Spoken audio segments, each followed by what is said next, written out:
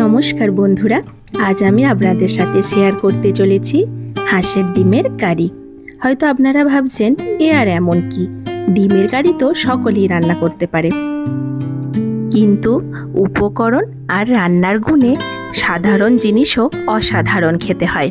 আজ আমি তেমনই একটা হাঁসের ডিমের কারি আপনাদের সাথে শেয়ার করতে চলেছি।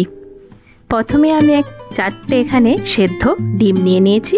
ডিমের খোসা ছাড়িয়ে ভালোভাবে আমি এখানে ধুয়ে নিয়ে তারপর হলুদ, লবণ, একটু লঙ্কার গুঁড়ো আর সর্ষের তেল দিয়ে ভালোভাবে ম্যারিনেট করে 5 মিনিট রেখে দিয়েছিলাম।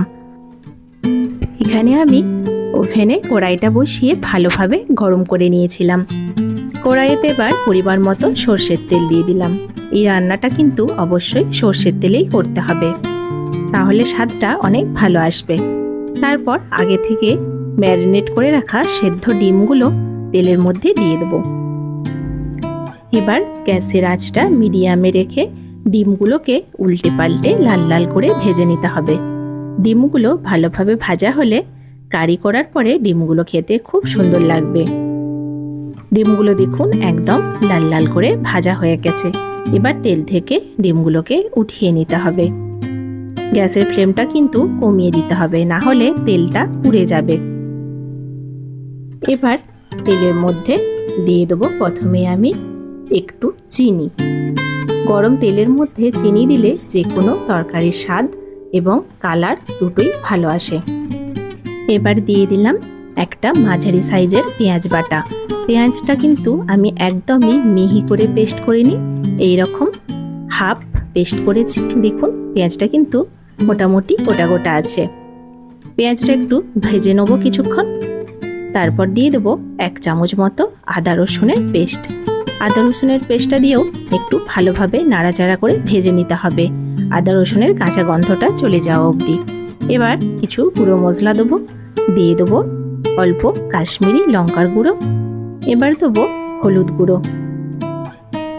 এখানে কিন্তু আমি সবই খুব অল্প পরিমাণেই মশলা ব্যবহার করেছি। এবার দিয়ে দিলাম অল্প একটু লাল লঙ্কার গুঁড়ো। আপনারা দেখতেই পাচ্ছেন আমি খুব অল্প পরিমাণেই কিন্তু মশলাগুলো দিয়েছি। যে কোনো ভালো রান্না করতে গেলে কিন্তু ধৈর্য আর হাতের জাদুই সব থেকে সেরা। আপনারা তার জন্য বেশি করে তেল বা মশলা কোনোটাই দেবার প্রয়োজন নেই। আস্তে আস্তে কম আঁচে এইভাবে রান্না করলে কিন্তু কম তেল মশলায় খুব ভালোভাবে তেল ভেসে ওঠে রান্নার, আর স্বাদও ভালো হয়।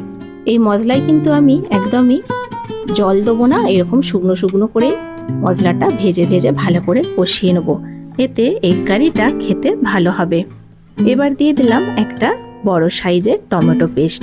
টমেটোটা কিন্তু ভালোভাবে পেস্ট করতে হবে, গোটা গোটা থাকলে টমেটোটা ভালো লাগবে না। টমেটোটা দিয়ে ভালোভাবে একটু নাড়াচাড়া করে কষিয়ে নেব। এবার দেবো 1/2 চা চামচ জিরে গুঁড়ো আর 1/2 চা চামচ ধনে গুঁড়ো। আপনারা হয়তো বলতেই পারেন যে আগেই কেন দিলাম না, এখন দেওয়ার প্রয়োজন কি? হ্যাঁ, এখানে একটা টিপস আছে। প্রথমে যদি জিরে গুঁড়ো আর ধনে গুঁড়োটা দিয়ে দেওয়া হয় বাকি মশলাগুলোর সাথে, তাহলে কিন্তু এই যে কাশ্মীরি লঙ্কা গুঁড়ো দিয়েছিলাম কালার হওয়ার জন্য, সেই কালারটা কিন্তু আসবে না, কালারটা নষ্ট হয়ে যাবে। এবার ঢাকা দিয়ে মশলাটা একটু কষিয়ে নিলাম। দেখুন মশলাটা থেকে তেল ছেড়ে এসেছে, খুব সুন্দরভাবে মশলাটা একদম পারফেক্ট কষানো হয়ে গেছে। এবার 1 বাটি জল দিয়ে দিলাম। জলটা একটু কম মনে হলো, আরও 1/2 বাটি দিয়ে দিলাম। দিয়ে জলটা একটু ভালোভাবে ফুটিয়ে নেব। এবার দিয়ে দেবো স্বাদ মতো লবণ। প্রথমেই যেহেতু তেলের মধ্যে চিনির ব্যবহার করেছি, আর আমি চিনি দেবো না, ওতেই কিন্তু স্বাদটা একদম পারফেক্ট হয়ে যাবে। দেখুন গ্রেভিটা ভালোভাবে ফুটে উঠেছে। এবার দিয়ে দেবো ভেজে রাখা ডিমগুলো। ডিমগুলো দিয়ে একটু ভালোভাবে নাড়াচাড়া করে মিশিয়ে নিতে হবে। এবার ঢাকা দিয়ে 5 মিনিট রান্না করব মিডিয়াম টু লো ফ্লেমে। 5 মিনিট পর ফিরে এলাম। দেখুন গ্রেভিটা অনেকটাই কমে এসেছে, রান্না একদমই শেষের পথে। সব শেষে দিয়ে দিলাম 1/2 চা চামচ গরম মশলার গুঁড়ো আর একটু কুচনো ধনে পাতা। এই দুটোই কিন্তু রান্নার স্বাদটাকে আরও দ্বিগুণ করে দেবে। এবার সমস্ত কিছু ভালোভাবে আরেকবার মিশিয়ে ভালোভাবে নাড়াচাড়া করে মিশিয়ে নিতে হবে। এবারে ঢাকা দিয়ে রেখে দেবো। গ্যাসের ফ্লেমটা অফ করে 5 মিনিট পর সার্ভ করে দেবো, যাতে সমস্ত মশলা ভালোভাবে ডিমের মধ্যে ঢুকতে পারে। খুব তাড়াতাড়ি আর কত কম তেল মশলাতে এরকম অসাধারণ একটা রেসিপি রান্না হয়ে গেল, আপনারা সেটা দেখতেই পারলেন। এখানে একটা কথা বলে রাখি, আপনারা যারা এখনো আমার চ্যানেলটিকে সাবস্ক্রাইব করেননি তাদের কাছে অনেক অনেক অনুরোধ রইল আমার চ্যানেলটিকে সাবস্ক্রাইব করে দিয়ে আমার পাশে থাকার জন্য, কারণ আপনাদের সাপোর্ট না পেলে আমি এগিয়ে যাওয়ার সাহস এবং অনুপ্রেরণা কোনোটাই পাবো না। আপনারা পাশে থাকলেই তবে আমি আরও এগিয়ে যেতে পারবো এবং আপনাদের সাথে বিভিন্ন রকমের রেসিপি শেয়ার করতে পারবো। আপনারা যারা আমার চ্যানেলে নিয়মিত দর্শক তারা হয়তো জানেন যে আমি শুধুমাত্রই কুকিং ভিডিও করি না, আমি ট্রাভেল ভিডিও করি। আপনারা যদি আমার চ্যানেলটিকে সাবস্ক্রাইব করে থাকেন তাহলে অবশ্যই আমার চ্যানেলের সমস্ত ট্রাভেল এবং আমি কোথায় কোথায় ঘুরতে গেছি সেই ভিডিওগুলোও দেখতে পেয়ে যাবেন।